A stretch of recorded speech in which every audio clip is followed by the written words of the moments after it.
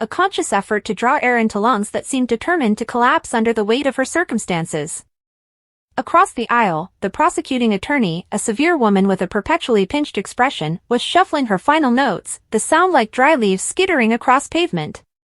The closing arguments were moments away from beginning, and with them, the final step before the jury would retreat to decide whether Willow would spend the next 2 decades of her life in a prison cell, separated from her husband, her children, and any semblance of the future she had fought so desperately to build. Diane placed a reassuring hand over Willow's clenched fists.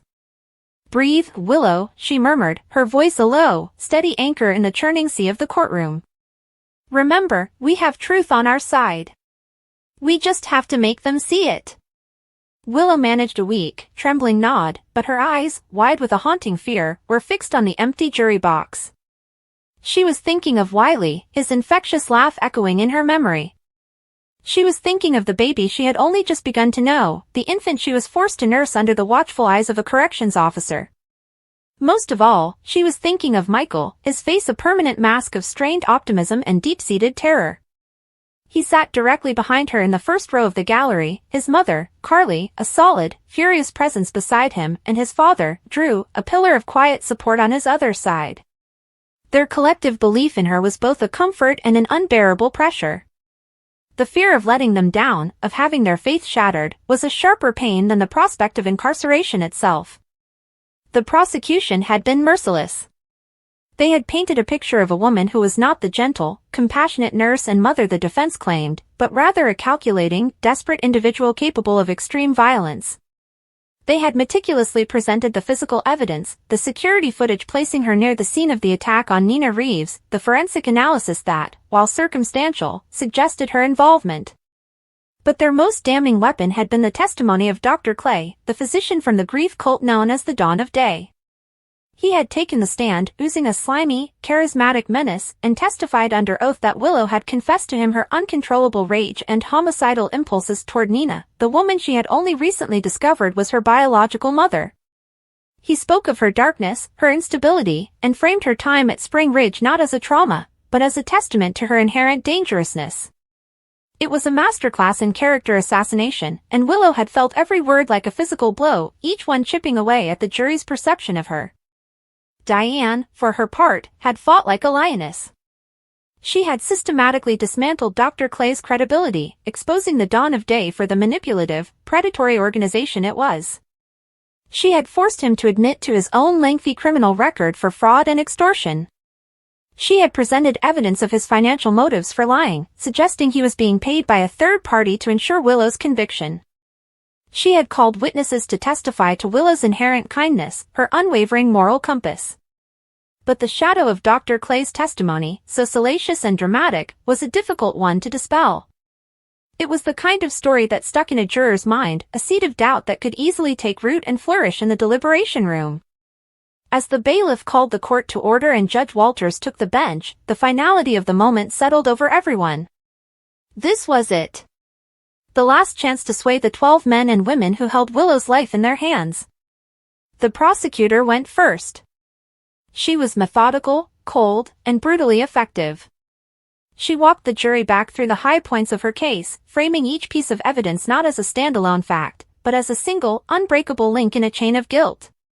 "Ladies and gentlemen of the jury," she began, her voice ringing with a rehearsed gravity, "this case is not about a mother. It is not about a nurse. It is about a defendant who allowed a deep, festering hatred to consume her to the point of violence. She believed Nina Reeves had ruined her life. She blamed Nina for the breakdown of her marriage, for the turmoil in her family. And on the night in question, she acted on that blame. She pointed a dramatic finger at Willow. She saw an opportunity, and she took it. The security footage, her presence at the scene, the testimony of a medical professional to whom she confessed her violent urges, this is not a conspiracy. This is a confession, built piece by piece, until the picture of guilt is undeniable. You cannot allow sympathy to cloud your judgment. You must look at the facts. And the facts point to one person, and one person only, Willow Tate. Do not be fooled by the carefully constructed image of the victim. The real victim is Nina Reeves, who is lucky to be alive. Each word was a lash. Willow kept her head held high, but a single tear escaped, tracing a slow, hot path down her cheek. Michael, behind her, let out a low, guttural sound of protest, which was quickly silenced by a sharp look from Carly, who gripped his arm tightly. Then, it was Diane's turn. She rose slowly, smoothing her tailored suit jacket, and approached the jury box with the calm, confident demeanor of a woman who was about to deliver a masterstroke. She didn't speak for a long moment, instead making eye contact with each and every juror, connecting with them on a human level. "Ladies and gentlemen," Diane said, her voice softer than the prosecutor's, but carrying twice the weight. "My esteemed colleague is correct about one thing. This case is about a picture. But she has presented you with a forgery. She has taken a handful of distorted facts and a mountain of lies from a proven con man and asked you to see a monster. I am here today to ask you to wipe that canvas clean and see the real portrait of Willow Tate." For the next 45 minutes, Diane was a virtuoso. She didn't just argue the law, she told a story. She spoke of Willow's life, a life marked by loss, by deception, by a constant search for belonging. She spoke of her selfless career as a nurse, her devotion to her son, her unwavering love for her husband. She revisited Dr. Clay's testimony, not to rehash his lack of credibility, but to frame it as the final, cruel act of manipulation in a long line of abuses Willow had suffered at his hands. "This is a woman who was kidnapped and imprisoned by that man," Diane stated, her voice rising with passion. "She was psychologically tortured, her mind and spirit broken. And now, from the safety of a witness stand, he seeks to finish the job. He is not a witness, he is an accomplice to the destruction of an innocent life. The prosecution asks you to believe the word of a convicted felon and cult leader over the character of a woman who has dedicated her life to healing others. Is that justice?" She then turned her focus to the heart of the case, the lack of any concrete, physical evidence linking Willow to the assault. There is no murder weapon with her fingerprints. There is no DNA. There is no witness who actually saw her commit this act. There is only a grainy video that places her in the vicinity, a woman who lives and works in this city, walking its streets, and the bought and paid for story of a pathological liar. Is that really enough to take a mother from her children? Is that really enough to erase the next 20 years of a life? Diane's closing was a powerful, emotional plea that left several members of the jury visibly moved. As she returned to her seat, giving Willow's hand a firm squeeze, a fragile hope flickered in the cavernous room. It was a brilliant performance. But was it enough? Judge Walters delivered his final instructions to the jury, a dry, legalistic recitation of the law that nonetheless held the weight of destiny. The jury was led out, and the waiting began. The most agonizing part of any trial, the purgatory of deliberation. The hours bled together, each minute stretching into an eternity. The family gathered in a small, stuffy anteroom, too anxious to leave the courthouse. Michael paced like a caged animal, his jaw clenched so tight it was a wonder his teeth didn't crack. Carly sat stoically, her face a mask of simmering fury, directed at Nina, at the system, at the sheer injustice of it all. Drew tried to keep the mood light, offering to get coffee, making quiet, reassuring comments, but his efforts fell flat against the pervasive dread. Willow sat in a corner, her arms wrapped around herself, staring at a nondescript painting on the wall without seeing it. She was mentally preparing herself for the worst. She was building a prison in her mind, brick by psychic brick, trying to construct a fortress around her heart so that when the guilty verdict came, it wouldn't completely shatter her. She thought about what she would say to Michael, how she would tell him to move on, to be happy, to raise their children, to know that she loved them more than life itself. Back in the courtroom, the scene was one of tense stagnation. Reporters lingered, hoping for a dramatic conclusion to the story that had gripped Port Charles. Court personnel went about their business with a practiced detachment. The only sound was the quiet, rhythmic ticking of the clock on the wall, a constant, mocking reminder of time slipping away. Then, after nearly 6 hours, a buzz went through the corridor. The jury had reached a verdict. The message was relayed, and the family was summoned back into the courtroom. The walk from the anteroom to their seats felt like a death march. Willow's legs were weak, and she leaned heavily on Diane. Michael's face was pale, his eyes locked on his wife, pouring every ounce of his strength toward her. They took their places. The jury filed in, their faces carefully neutral, giving nothing away. Willow's heart was hammering against her ribs so violently she felt lightheaded. This was it. Her life was about to be irrevocably defined by the next few words. The clerk stood. Madam Foreperson, has the jury reached a verdict? We have, Your Honor, a middle-aged woman replied, her voice steady. The clerk took the slip of paper and handed it to the judge. Judge Walters read it, his expression unreadable, and handed it back. The silence in the room was absolute, a vacuum that sucked all sound and hope from the space. Will the defendant please rise? Willow stood, her knees trembling. Diane stood with her, a solid presence at her side. Michael, Carly, and Drew rose from their seats behind her, a united front of support. The clerk turned to the jury. On the count of attempted murder in the second degree, what is your verdict? The foreperson looked directly at Willow. Time seemed to slow, to stretch and warp.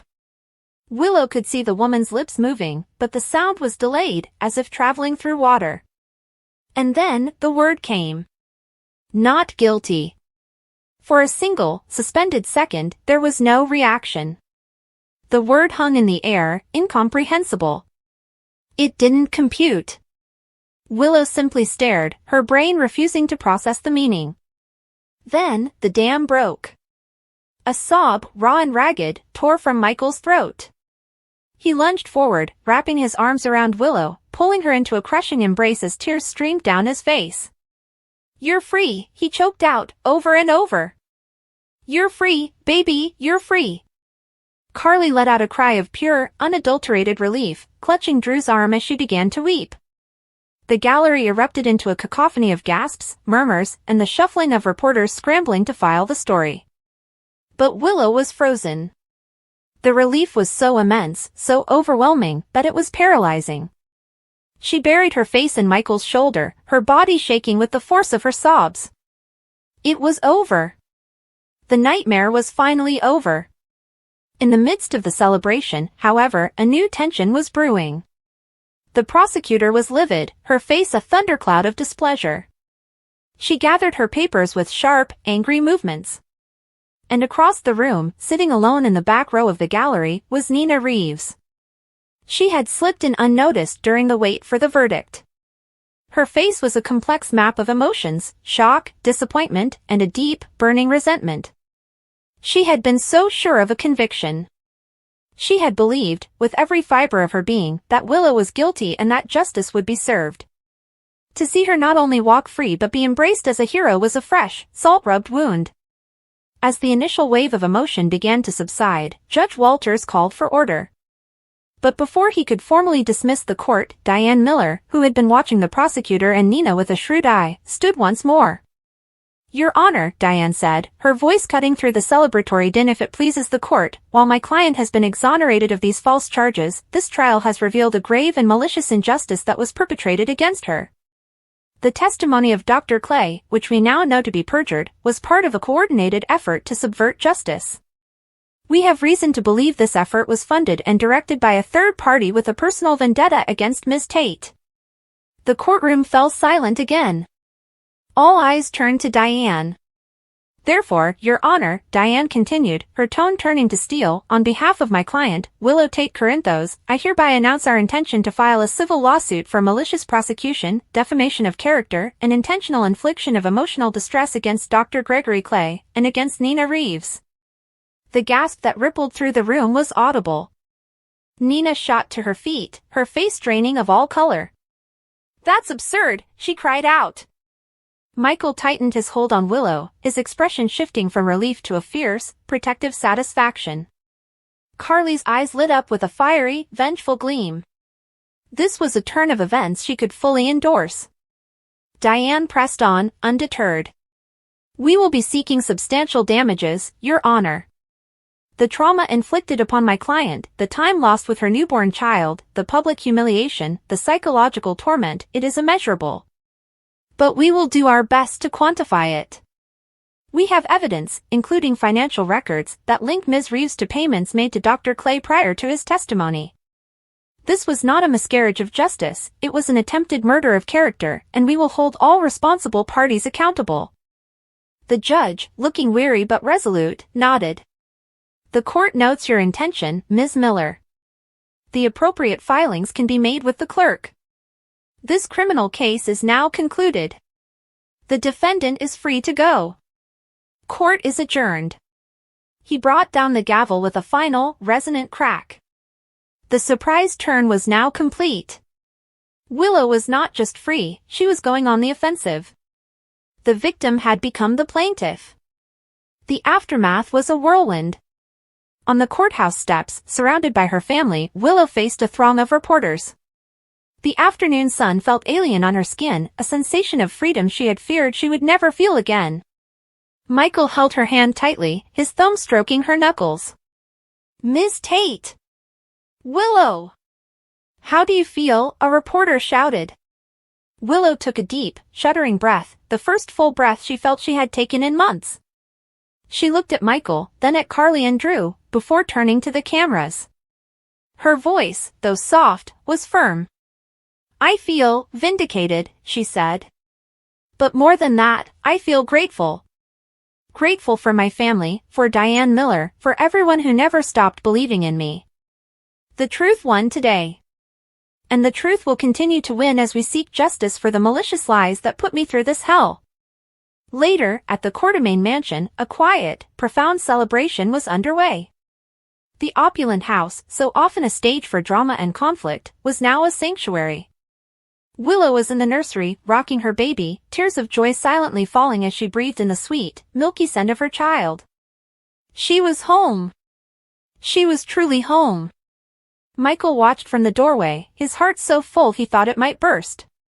He walked in and knelt beside the rocking chair, placing a gentle hand on the baby's back and looking up at his wife with unwavering love. "It's over, Willow. It's really over." Willow looked down at him, her eyes clear for the first time in what felt like an eternity. "The trial is over, Michael," she corrected him softly. "But this fight with Nina, it feels like it's just beginning. I can't let her get away with what she did. She tried to destroy our family. She tried to have me locked away for a crime I didn't commit." Michael nodded, his expression hardening. "And she will pay for it. We have Diane. We have the evidence. This lawsuit, it's the right move. It's not about revenge, Willow. It's about accountability."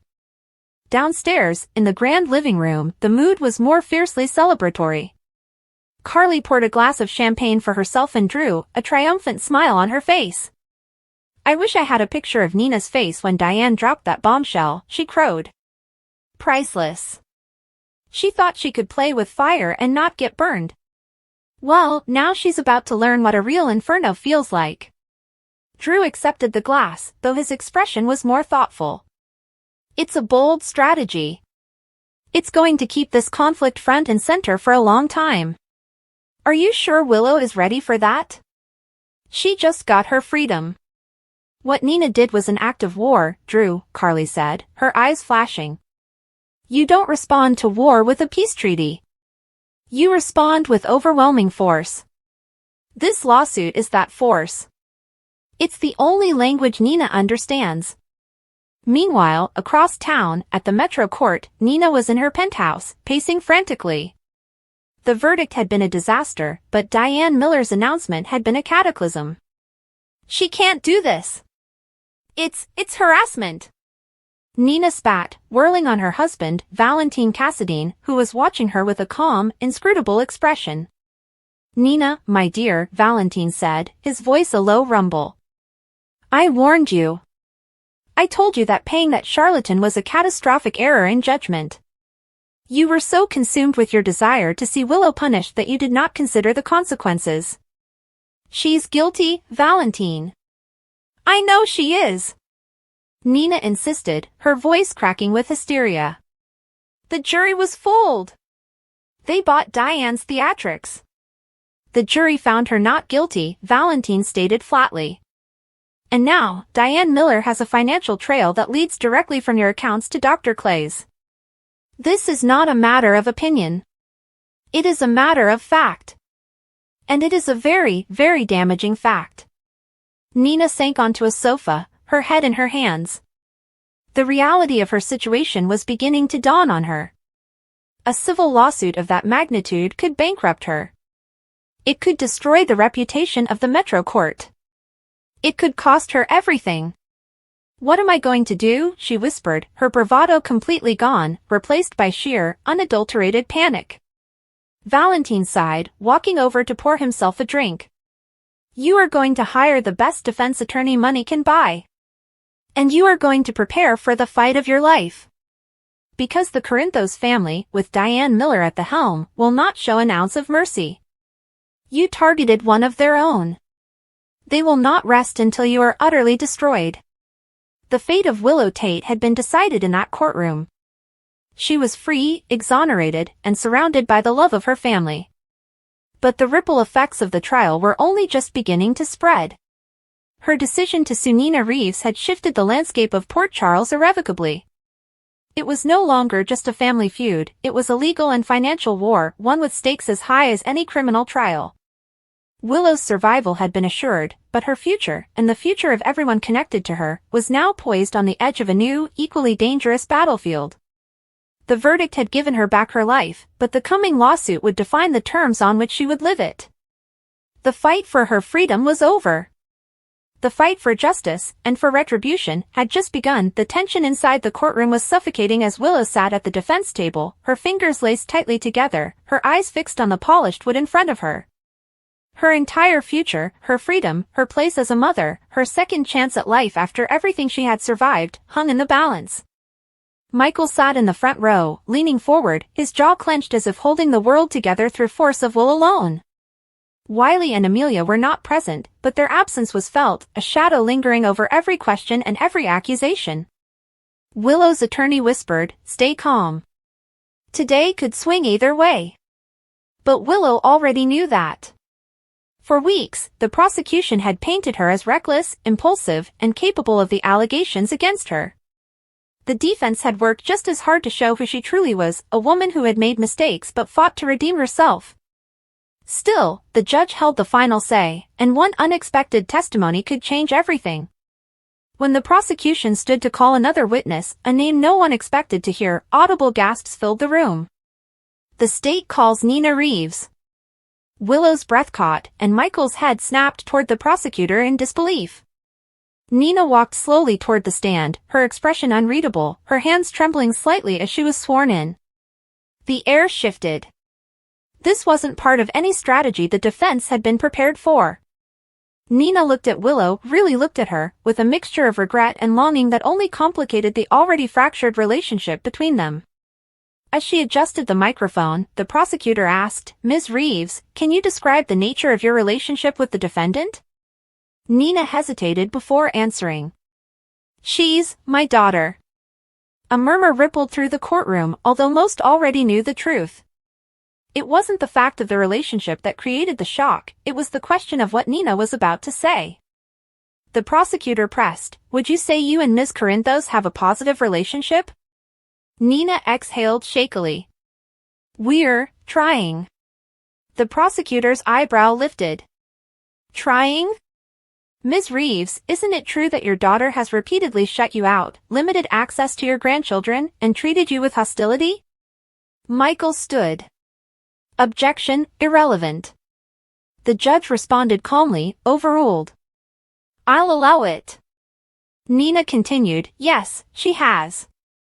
But that doesn't make her a criminal." Her defense of Willow drew collective surprise. The prosecutor shifted tactics. "So you're here to defend the woman who ensured you missed precious years with your grandchildren?" Nina's eyes glossed. "I'm here because I know Willow's heart." The prosecutor countered, "Then you're saying she never acted with malice?" Nina hesitated, and the silence felt like a tremor under everyone's feet. "No. I'm saying she acted out of fear." Michael closed his eyes. Willow curled her fingers into her palms, fighting tears. Nina added quietly, "Fear makes all of us do things we regret." Willow's attorney rose for cross-examination, aware that Nina's testimony could either save Willow or sink her. Ms. Reeves, he began, what you just stated about fear, does that include your own past actions? Nina nodded solemnly. Yes. He pressed on. You've made mistakes. Serious ones. Nina whispered, I have. And yet you stand here, asking for understanding for the defendant? Nina's gaze shifted to Willow again. Because she deserves it. Because people can change. Because I've seen her fight harder for life, family, and forgiveness than anyone I've ever known. A flicker of relief passed across Michael's expression. The attorney leaned in. In your opinion, is Willow Corinthos a danger to anyone?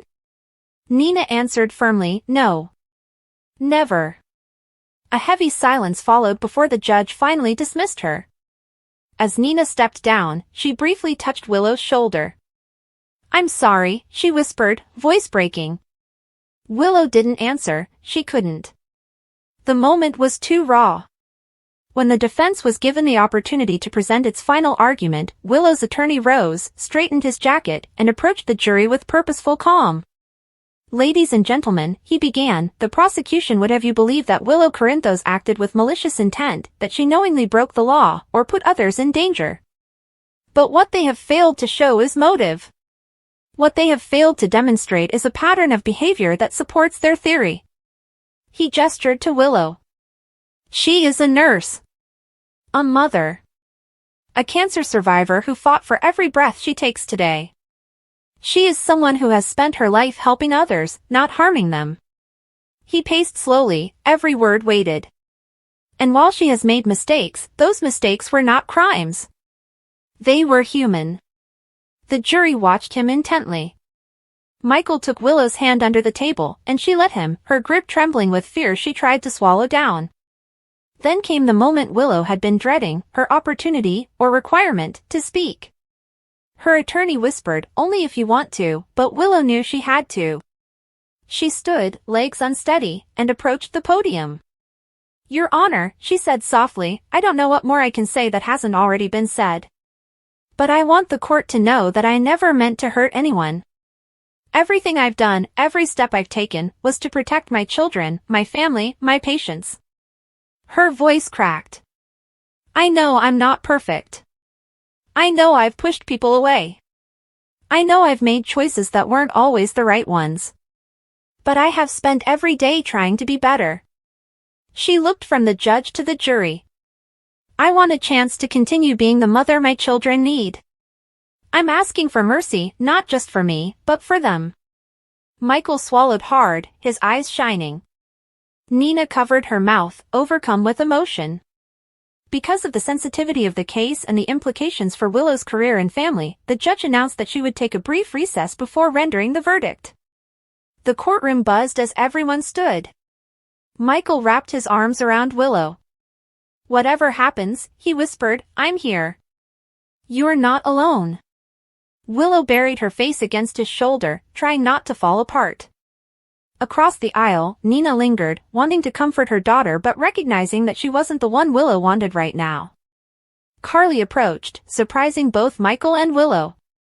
Hey, Carly said gently. You held yourself together in there. Willow nodded weakly. Carly added, no matter what the judge decides, we fight this as a family. Don't forget that. Willow managed a small smile. Thank you. Carly touched her arm. You're strong, Willow. Stronger than you think. When court reconvened, everyone returned to their seats with their hearts pounding. The judge entered, her expression solemn but not unkind. Please be seated, she said, her voice calm but carrying finality. Willow's hands shook as she lowered herself back into her chair. Michael glanced at her, squeezing her hand once more. The judge began, after reviewing the testimony, the evidence presented, and the character statements provided, this court has reached a decision. Willow held her breath. Ms. Corinthos, you have demonstrated remorse. The evidence does not support the claim that your actions were purposeful or malicious. Therefore, on the charge of criminal negligence, this court finds you not guilty. A wave of relief swept over the courtroom. Willow exhaled a sound that was half sob, half laugh. Michael instantly wrapped his arms around her, pulling her close. Carly smiled with an audible sigh. Even Nina let out a trembling breath of gratitude. But the judge wasn't finished. However, she continued, and the room froze again. While you are acquitted of the primary charge, the court cannot overlook that your actions did result in consequences that must be addressed. Willow felt her pulse spike anew. As such, the court orders mandatory counseling, ongoing supervision of your nursing duties for 6 months, and community service. Willow nodded quickly, relief flooding back. This was manageable. This was survivable. She could live with this, she could rebuild from this. Michael kissed her forehead. You're free, he whispered. You're really free. Willow began to cry, overwhelmed by the weight lifting off her shoulders. Nina hesitated only a moment before she approached Willow. Michael stepped aside, giving them space. Nina's voice trembled. Willow. I know today was hard. I know I wasn't expected to testify. But I meant every word I said. Willow looked at her, eyes still filled with uncertainty. I know, she whispered.